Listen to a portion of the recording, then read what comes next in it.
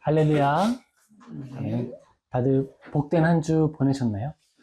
네. 네. 우리가 어떤 날들을 살아가다 보면 이 개별적인 사건으로 따로 떨어져서 찾아온다면 아무 문제 없는 일들이 마치 서로 계획하고 아주 약속을 잡은 것처럼 한 날에, 한 주에, 그 순간에 몰려오는 상황이 생깁니다.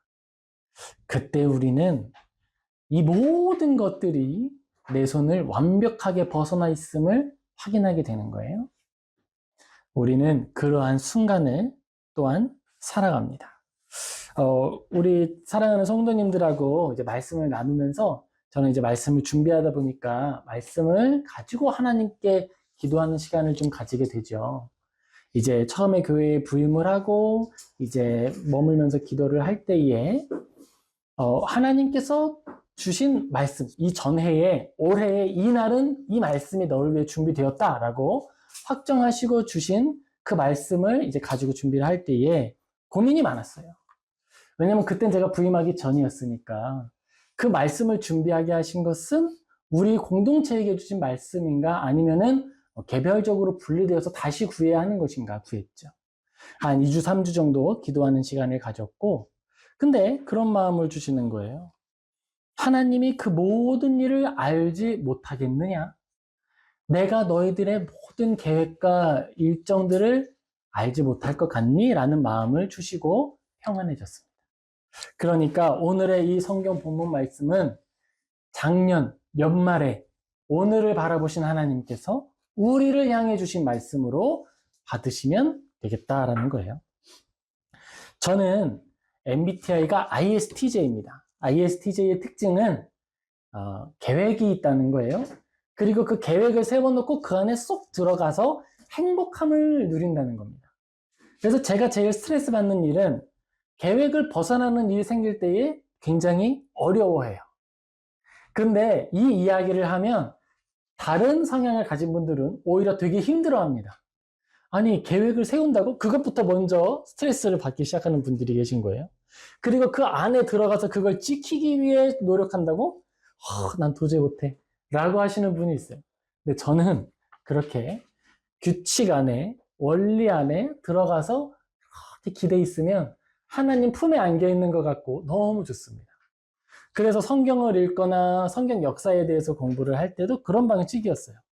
우리가 무엇을 믿을 것인가에 대해서 과거의 믿음의 선배들이 정리해 놓은 걸 읽고 보면서 반복해서 읽으면서 그 안에서 너무 행복한 거예요.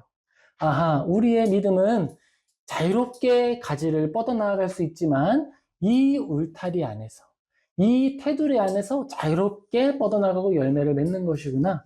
그러한 기쁨이 있었습니다. 그렇게 뻗어낸 가지와 열매들이 나를 풍요롭게 할 뿐 아니라 나무의 아래를 지나가는 나무 나그네들에게 내 열매를 내어줄 수 있다는 거예요.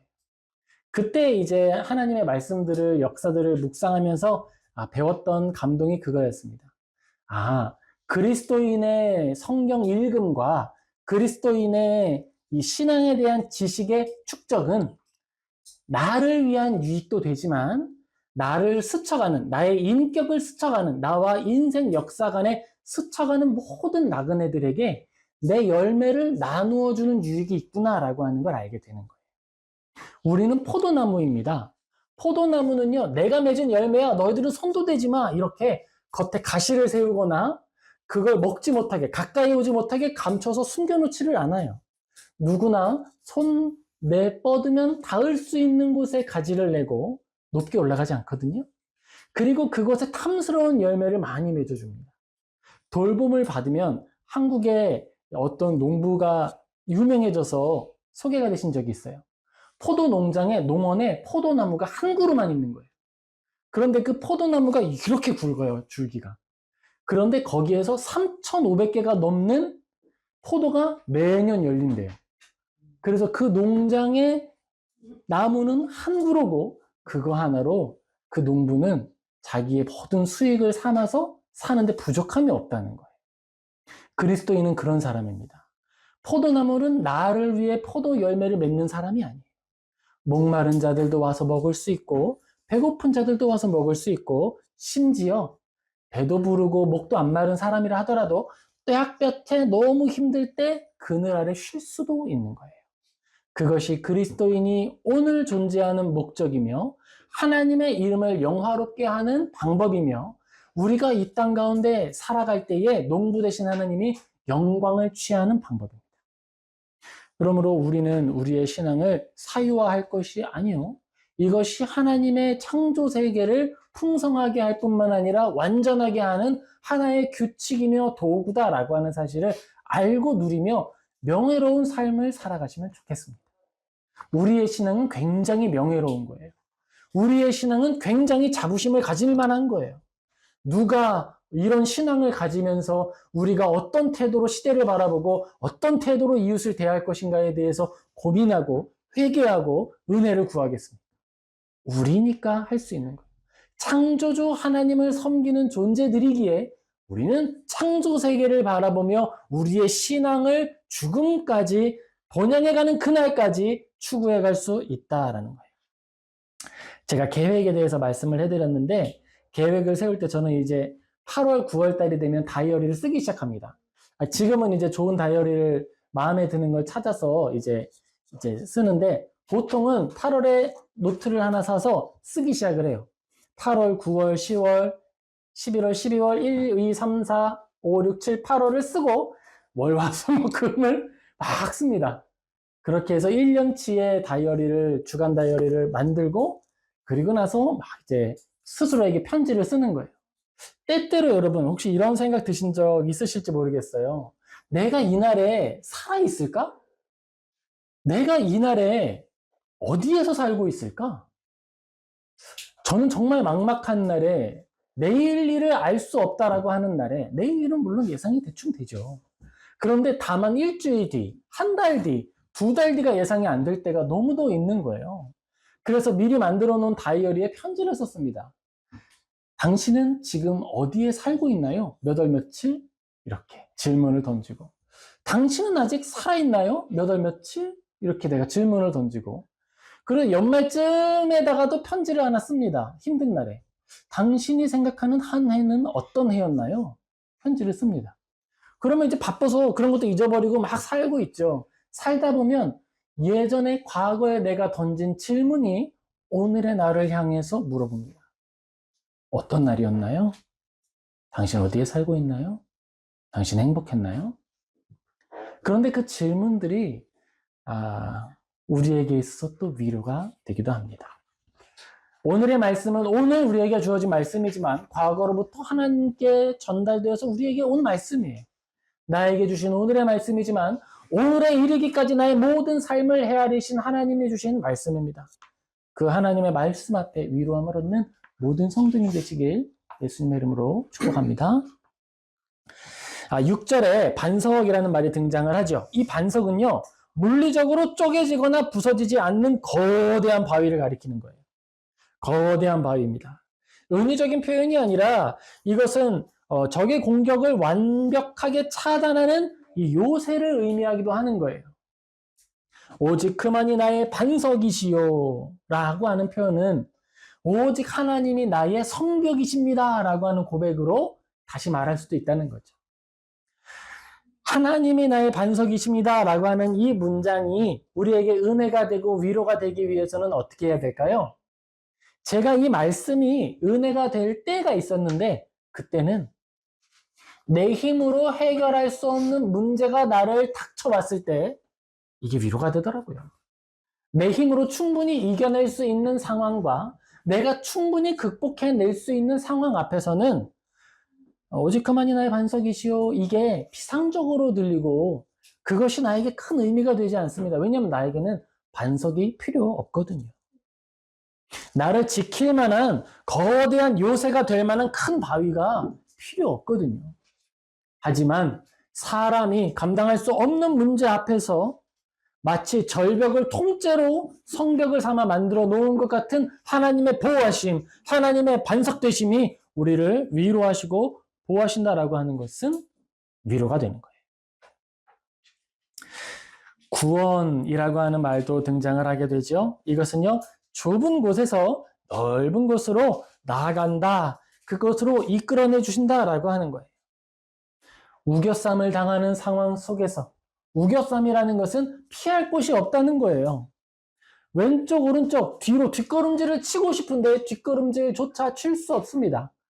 내가 할 수 있는 일은 오직 문제 앞에 곧장 나아가는 것밖에 없는 거예요.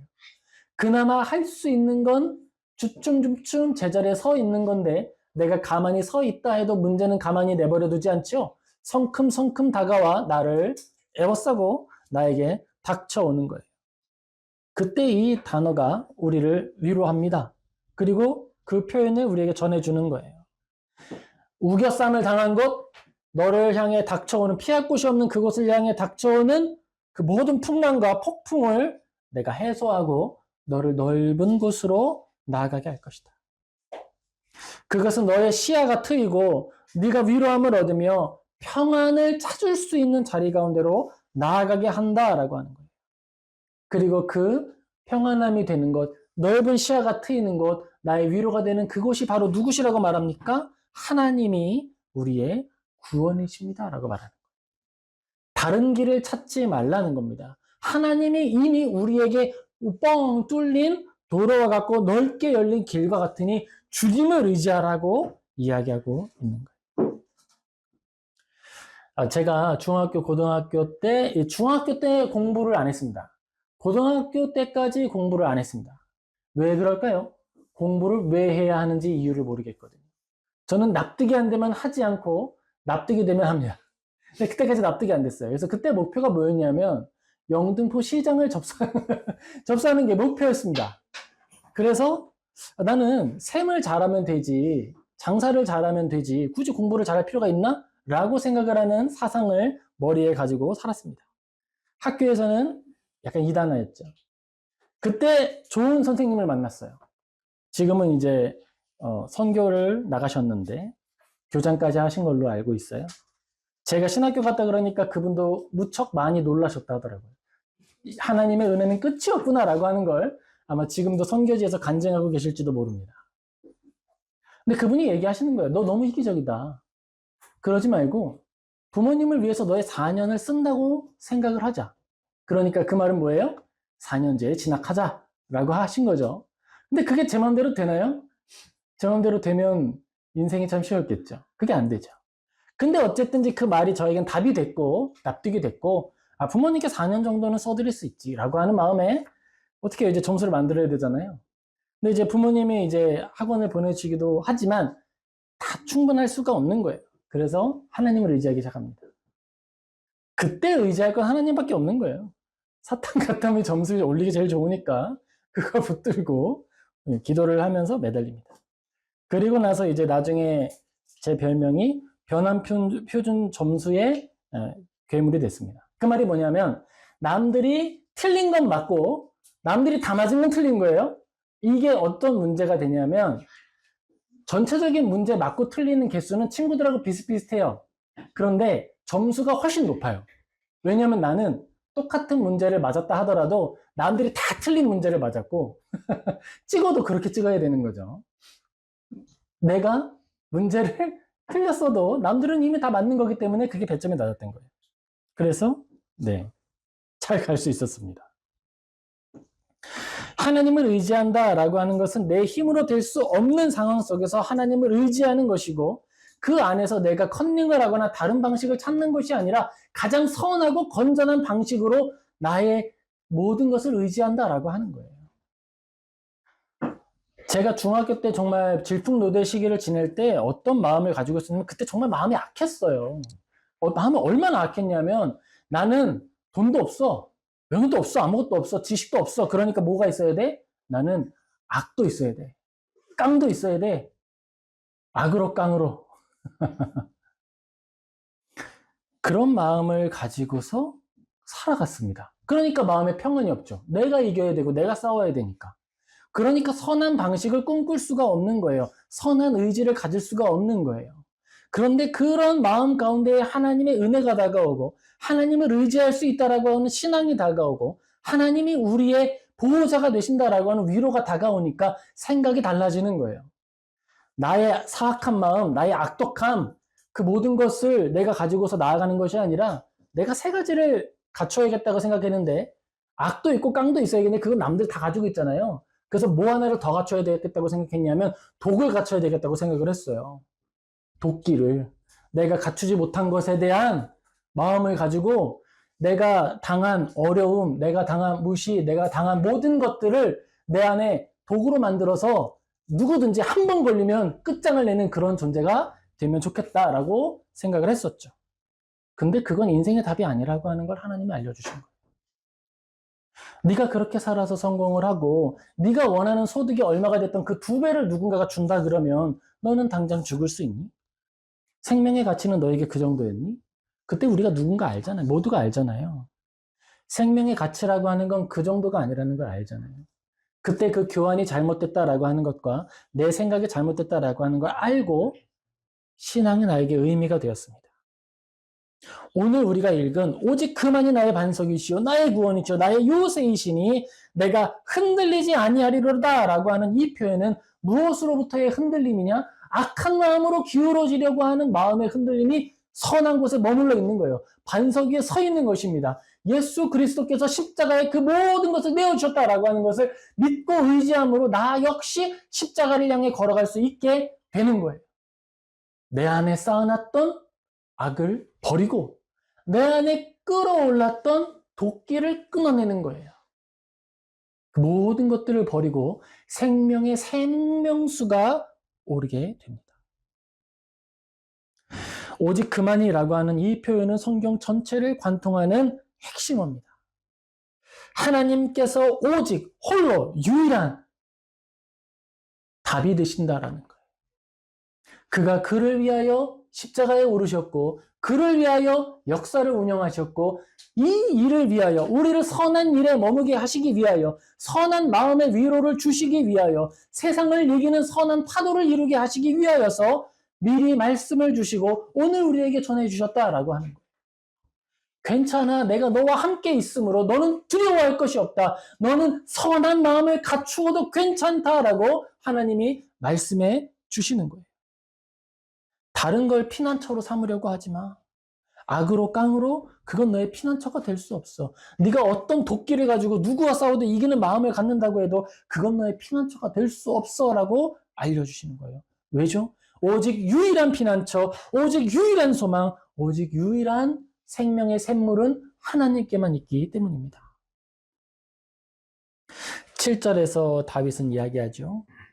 나의 구원과 영광이 하나님께 있으며 내 힘의 반석과 피난처도 하나님께 있도다. 내가 만약에 나의 힘을 내 안에서 끌어올리려고 한다면 제가 가졌던 그 흑암령이 끌어올랐던 중학교의 질풍노도의 시기에 그 마음이 답이 됐겠죠. 그런데 그건 잘못된 생각이었다는 거예요. 내 힘의 반석과 피난처가 어디에 있다? 하나님께 있다. 나의 구원과 영광도 어디에 있다? 하나님께 있다.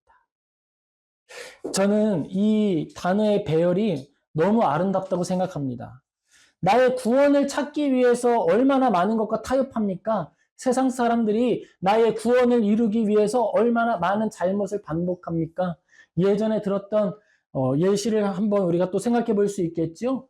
호의를 베풀어 주기 위해서 요양병원을 들어올 수 있도록 배려해 주었는데 결국 그 건물을 통째로 가져갔던 사람이 있지 않았습니까? 세상의 지혜를 통해서 다른 사람을 해롭게 하여 나의 이익을 추구하려는 사람들도 많지 않겠습니까? 그들은 스스로 구원을 만들어냈는지 몰라도 세상의 지혜로운 방식으로 살아냈는지는 몰라도 그 일이 그의 영광은 될 수 없었죠. 그런데 성경은 다시 말하고 있습니다. 나를 모든 위기로부터 구원하는 그 구원과 영광이 하나님께 있다. 우리는 나의 선한 삶과 내가 기뻐하는 삶을 추구할 때에 영광스러움까지도 함께 누리게 되는 것입니다. 그 은혜를 위하여서 하나님이 그 아들 예수 그리스도를 보내셨고 십자가를 통해 우리에게 신앙 여정을 허락하셨고 거룩하신 성령님께서 오늘 우리와 함께 하시며 끊임없이 예수님을 증언해 주시는 것입니다. 선하게 살아도 죽지 않는다고, 선하게 살아도 망하지 않는다고, 하나님을 의지해도 너는 망하지 않을 수 있다고 계속해서 선할 수 있는 의지와 하나님을 의지할 수 있는 마음을 주시는 거예요. 제가 태어나서부터 선했고 태어나서부터 선한 걸 좋아했기 때문에 목회자가 된 것이 아닙니다. 오히려 사도 바울과 같이 수많은 어려움 속에 어두운 마음 속에 담겨 있었기 때문에 이 자리가 아니고서는 은혜를 끝까지 머금지 못할 줄 아셨기 때문에 붙들어 메어 주신 거예요. 하나님께서 우리를 붙들어 주시고 그가 우리의 반석이 되어 주시고 우리를 지켜주시는 것입니다. 8절에서 다윗은 갑자기 방향을 전환합니다. 고백의 방향이 바뀌는 거예요. 뭐라고 말하느냐? 백성들아 시시로 그를 의지하고 그의 앞에 마음을 토하라. 하나님은 우리의 피난처시로다 라고 이야기를 합니다. 독백처럼 고백을 하다가 이제는 혹격으로 다른 이들을 향해서 이야기를 하는 거예요. 사랑하는 성도 여러분, 이것이 우리의 또 다른 명예이기도 합니다.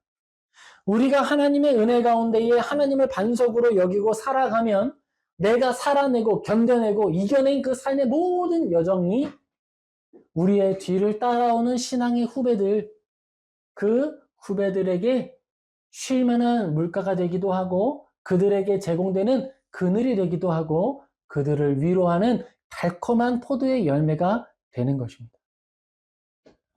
제가 마음속에 늘 간직하고 제가 늘 기억하는 것이 있어요.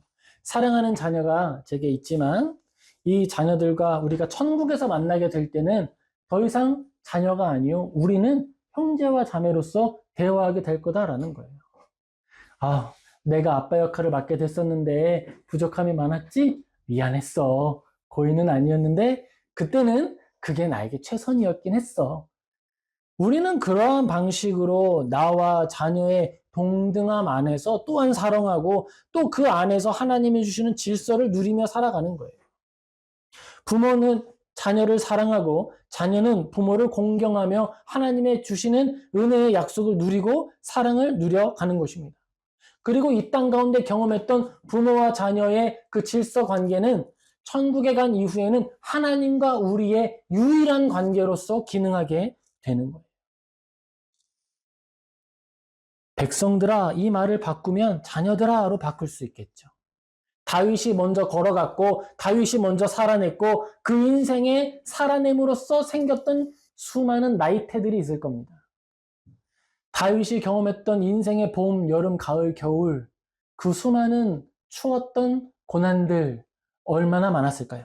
그것이 아주 선명한 나이테가 되어서 그의 여정에 새겨졌고 이제는 그의 다음 사람들, 그와 함께하는 이들, 그가 다스리는 사람들에게 이야기를 해주는 거예요. 시시로 그를 의지하고 그의 앞에 마음을 토하라.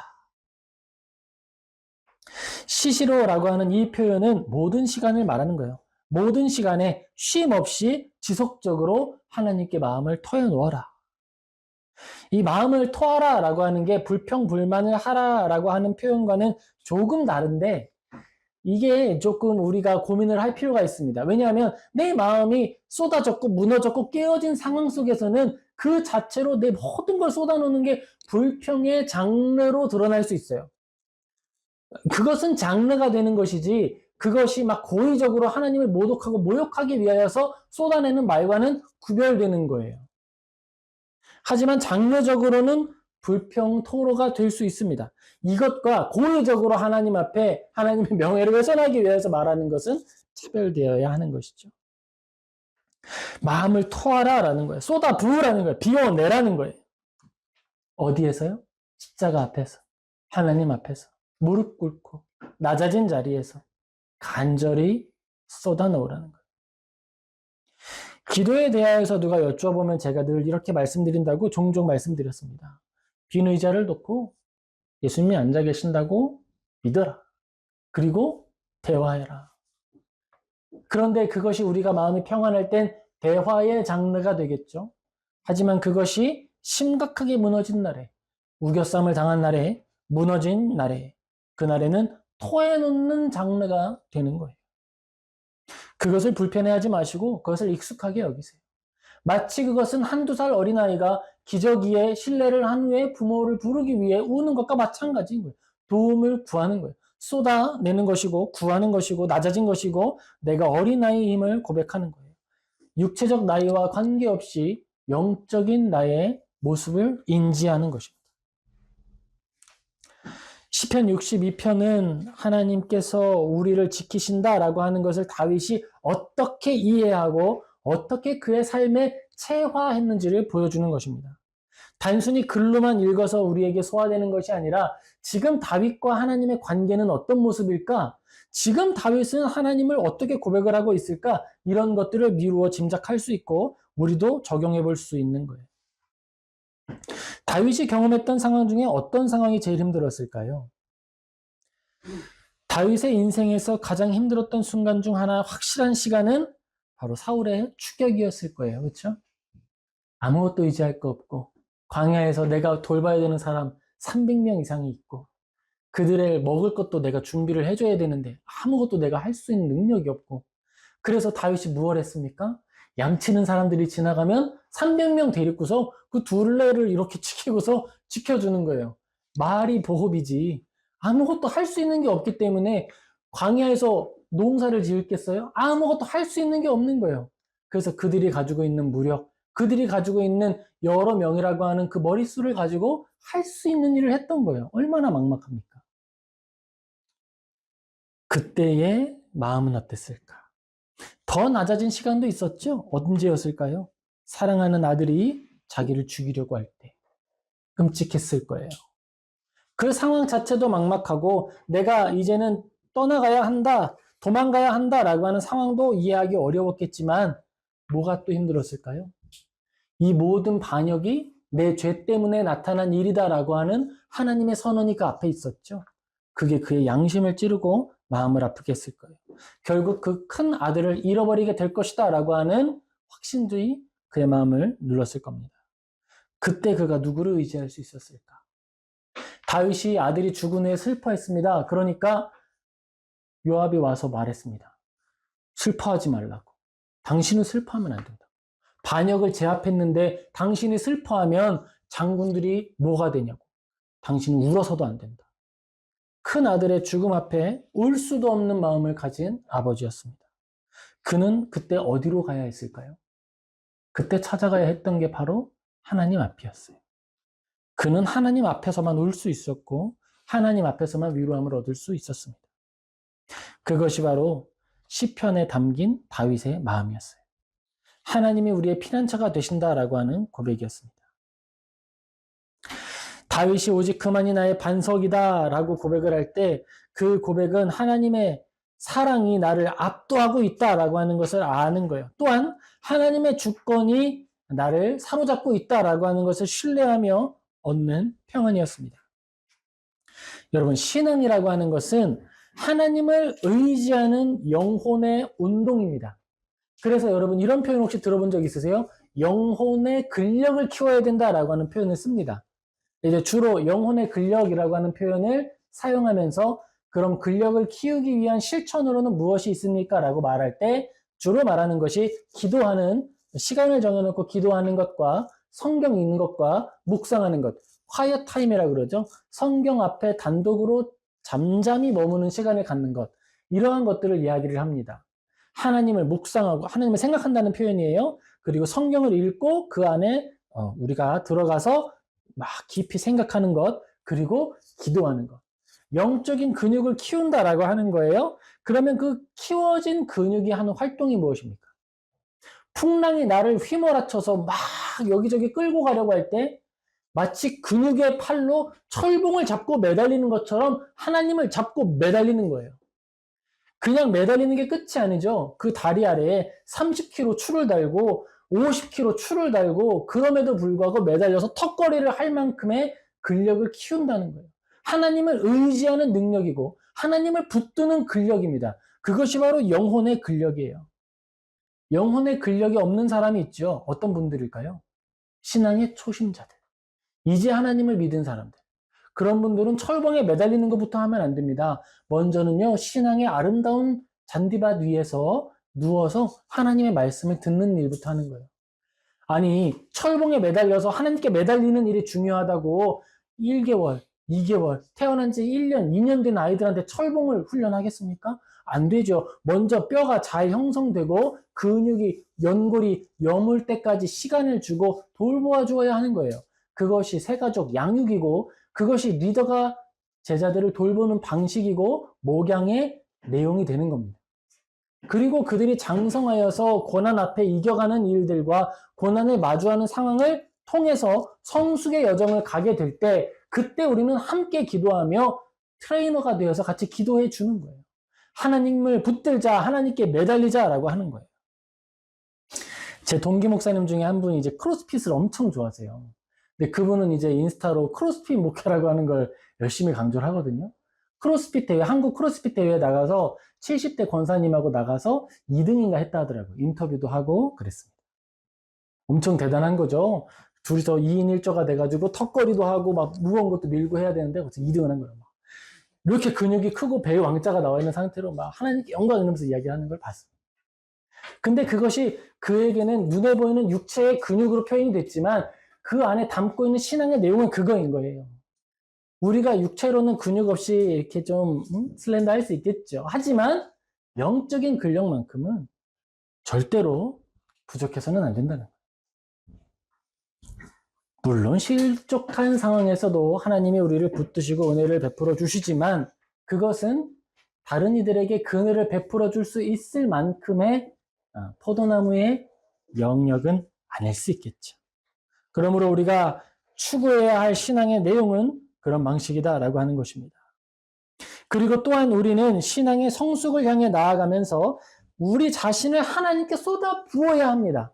이것도 신앙의 근육과 함께 우리에게 주어지는 실제적인 신앙의 형태인 거예요. 나 자신을 하나님께 쏟아 붓는다라고 하는 걸 우리가 경험해 볼 때 이미지로는 이런 걸 할 수 있는 거예요. 실내 게임 혹시 해보셨죠? 교회에서 자주 하는 것이기도 한데요. 뒤에서 이렇게 쿠션을 놓고 사람들이 잡고서 탁 눕는 거예요. 뒤에 우리 사랑하는 지체들이 나를 잡아주리라 믿으면서 탁 넘어가죠. 그런데 잘 믿어야 됩니다. 잘 봐야 되죠.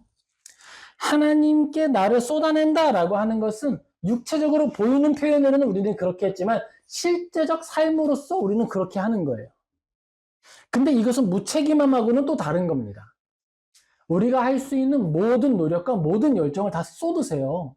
그런데 그렇게 하고서 이겨낼 수 있고 극복할 수 있는 문제면요, 큰 문제가 아닌 거예요. 진짜 문제는 내가 날 다 쏟았고 내가 잠을 못 자고 내가 심지어 숨 쉬는 게 너무 힘들어질 만큼 여겨지는 순간에도 불구하고 이겨낼 수 없는 여러 일들이 찾아오는 거 말하는 거예요. 그때 뭘 할 수 있어요? 비로소 그때 우리는 내 영혼을 쏟아낼 수 있는 거예요. 나 자신을 쏟아 부을 수 있는 거예요. 쏟아 붓는다라고 하는 것은 이제 나는 어딘가로 몸을 던져야 됩니다. 안전하기 위하여서 신앙의 선택이 아닌 다른 선택, 내가 조금 더 익숙한 곳으로 몸을 던져서 피할 것이냐, 아니면 선한 선택을 하다가 끝까지 죽기로 다짐할 것이냐, 그것을 말하는 거예요. 신앙의 투신이죠. 전적으로 나를 쏟아붓는 겁니다. 내가 망하더라도, 내가 죽더라도 이 선택을 한 후에 죽겠습니다. 그리고서 가는 거예요. 성경에 등장하는 표현과 모습으로는 어떤 장면이 있을까요? 에스더죠. 내가 죽으면 죽으리다. 그리고서 왕 앞에 나아가. 그러한 결정적 상황, 마지막 선택, 이 선택 이후에는 다른 선택이 없는 거예요. 성경에 또 다른 장면이 등장하기도 합니다. 우리가 정말 이 마지막 남은 밀가루를 떡을 지어 먹고 죽으려고 했는데 이거 당신 드릴게요. 그게 엘리야를 맞이한 과부의 모습이었습니다. 그리고 나서 그 과부와 그 아들은 엘리야에게 돌봄을 받기도 하고 아들이 죽었을 때 엘리야가 그 위에 누워서 하나님 이게 무슨 일이에요? 이러면서 살려주는 일도 있었죠.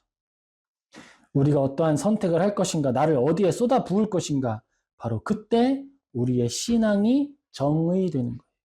드러나게 되는 것입니다. 오늘 다윗의 고백은 피상적인 고백이 아니었습니다. 아주 실천적인 고백이었고 실전적인 고백이라는 거예요. 제가 여러분에게 말씀드리고 싶은 것도 마찬가지입니다. 정말 아름다운 시, 정말 좋은 시. 사실은 제가 집사님께 말씀은 안 드렸는데 찬송가 한 곡하고 그리고 오늘 찬양했던 이 찬양을 한번 찬양을 해보면 어떨까요? 라고 하는 부탁을 드려볼까라는 생각을 잠깐 했었어요. 근데 제가 절대 그런 걸 안 합니다. 왜냐하면 그건 하나님께서 감동으로 이루어 주실 일이라고 믿기 때문에 말은 딱히 안 하는 거예요. 찾아놓고 카톡에 나에게 보내는 카톡에 보내놓기는 했었어요. 근데 마침 그 찬양을 하시는 걸 보고 역시 하나님께서 일하시는구나 라고 생각을 했습니다. 마지막 한 번의 행동을 나의 힘으로 할 것이냐, 하나님께 맡겨 드릴 것이냐, 작은 선택일 수 있고 큰 선택일 수도 있지만 그 결과는 완전히 다른 거예요. 여러분 혹시 그런 경험 있으실지 모르겠습니다. 정말 마지막 전화. 내가 이 마지막 전화를 할까 말까 고민을 하는 거예요. 이 말을 할까 말까 고민을 하는 거예요. 그랬는데 믿음이 적어서 어떤 말을 했어. 도와달라고 했습니다. 그리고 났더니 그러기로 결정을 하고 행동을 했더니 문제가 이미 해결이 됐어. 저는 그런 경험들이 좀 많이 있어요. 이 말을 할까 안 할까는 사실 작은 행동 하나잖아요. 그런데 그 작은 행동 하나를 통해서 보는 거예요. 나는 그 시간에 이 말을 할까 말까에 대해서 고민을 하고 생각을 했지 한 번도 기도를 할까에 대해서는 생각을 해본 적이 없었던 거예요. 사실 그 시간에 1분, 2분, 3분, 4분 또는 30분, 1시간 선택을 늦게 해도 달라지는 문제가 아니었거든요. 그런데 그때 내 마음속에 한 번도 기도를 한 번 더 해봐야겠다. 한 번 더 부르짖으며 매달려 봐야겠다. 라고 하는 생각을 해보지 못한 거예요. 그건 뭐가 없었기 때문일까요? 신앙의 근육이 아직 부족했기 때문이죠. 하나님께 매달리는 근육이 부족했기 때문에 내 목을 들어서 하나님을 바라보는 그 힘이 부족했다라는 거예요. 마지막 순간에 나를 쏟아 부어내는 그 능력이 부족했다라고 하는 거예요.